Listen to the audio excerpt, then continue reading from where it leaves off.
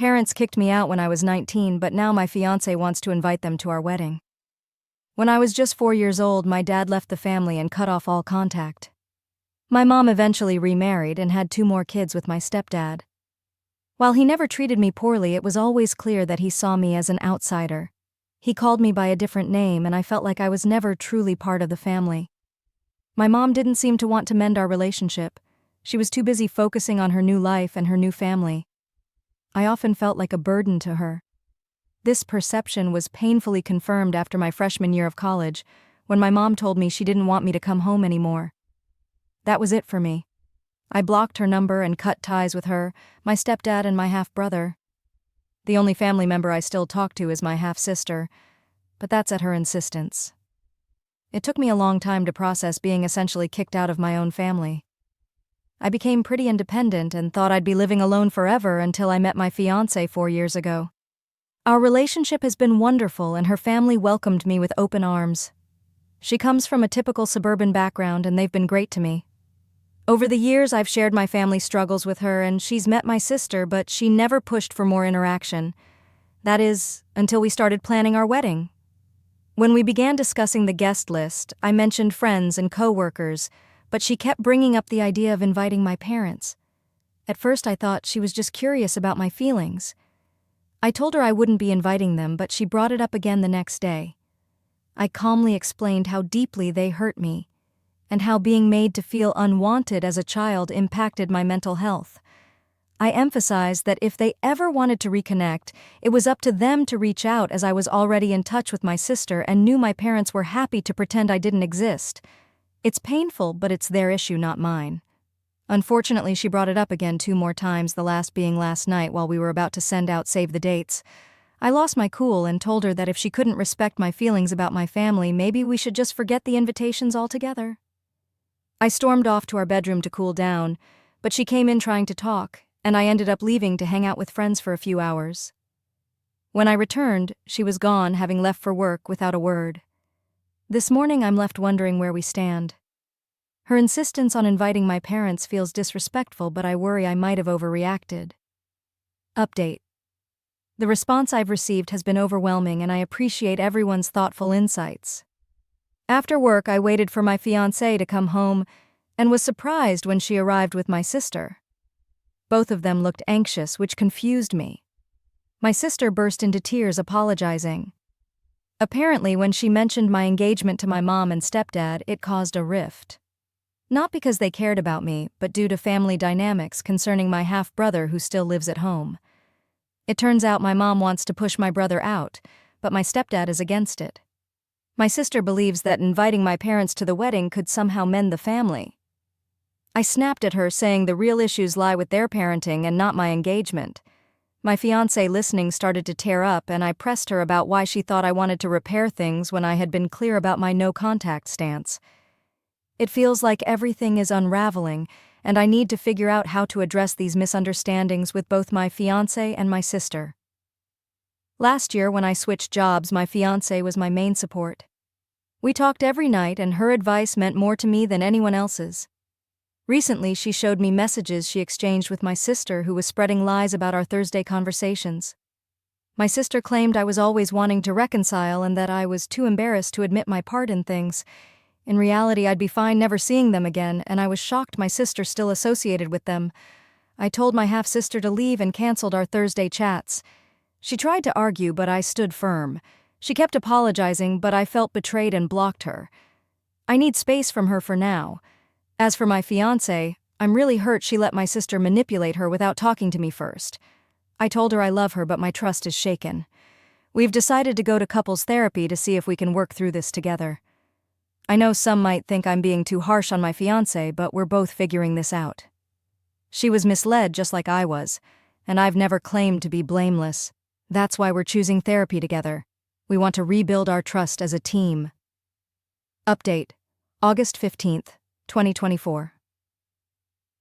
A lot has happened since then. After my sister left, I told my fiancé I loved her but didn't trust her. I felt like she sided with my sister, so I slept on the couch for a few nights. She was walking on eggshells around me, which I hated, but I wasn't ready to forgive. One night after hanging out with friends, I came home and crashed on the couch. I woke up around 3 a.m. and found her sleeping on the floor next to me. It touched me deeply and I cried a bit. It meant a lot to see her wanting to be close even when I was distant.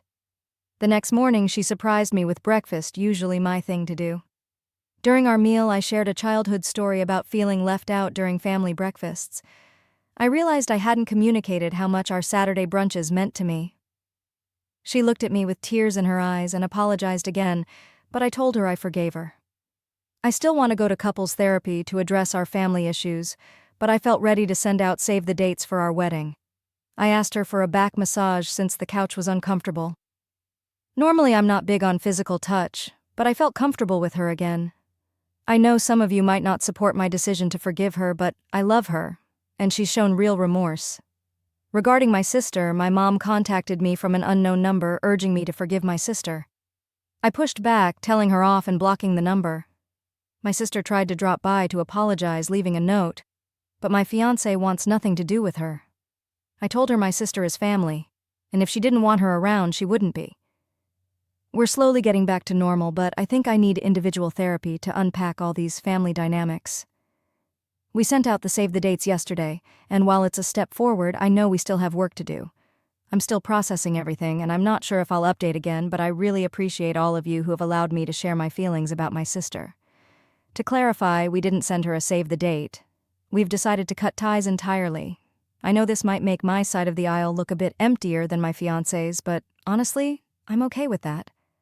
My fiancé is the family I want to build my future with, and that's what matters most to me. As for the breakfast memories from my childhood, I realize some might not understand why I didn't just join in. It's not that simple. Growing up with Dale was always tough. Whenever I tried to be part of the family moments, I was met with passive-aggressive remarks and annoyed looks. It was clear I wasn't welcome, and that kind of treatment sticks with you.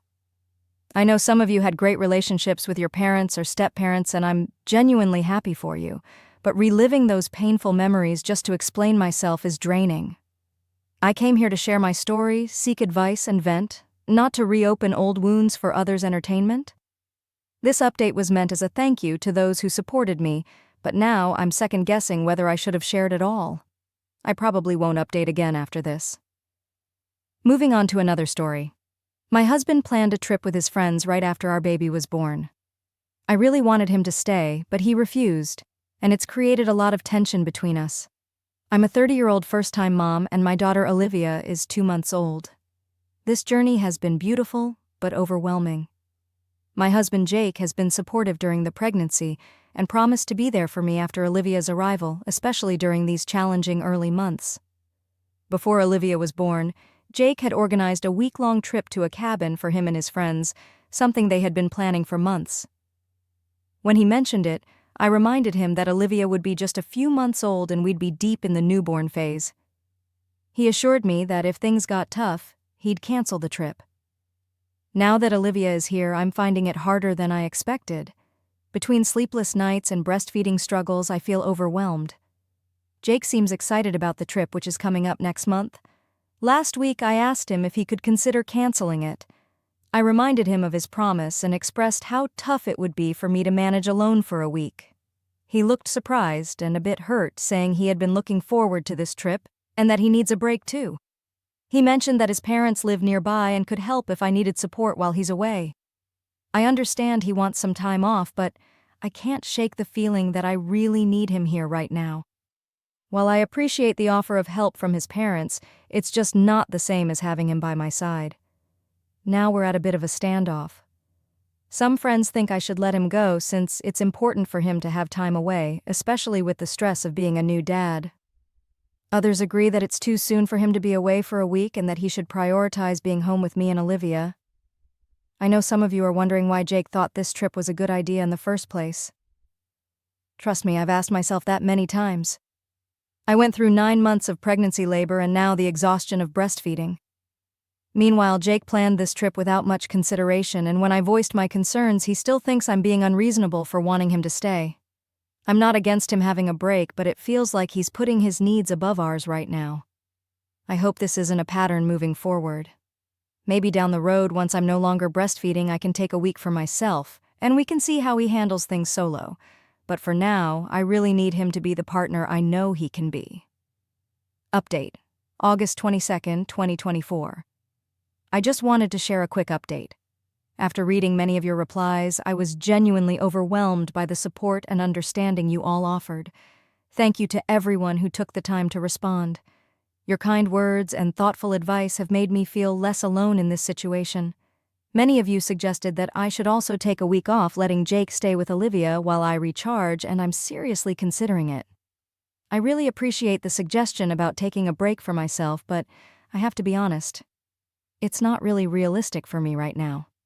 First off, I'm breastfeeding, so being away from Olivia for that long would be quite tricky logistically. But even beyond that, I just don't feel comfortable being away from her yet. I know it's not healthy to feel like I can't have her out of my sight, but it's just that new mom anxiety that's hard to shake.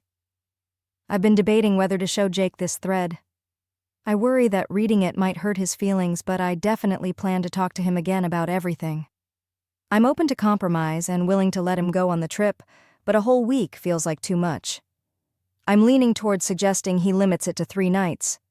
That way he can still have some time with his friends without being gone for too long. I'll update you all after we chat. Thanks again for all the support. It's really been meaningful to me. Update 2. August 23rd, 2024. Hey everyone. Just wanted to share another update after a long emotional talk with Jake. I won't go into every detail, but I'll touch on the main points.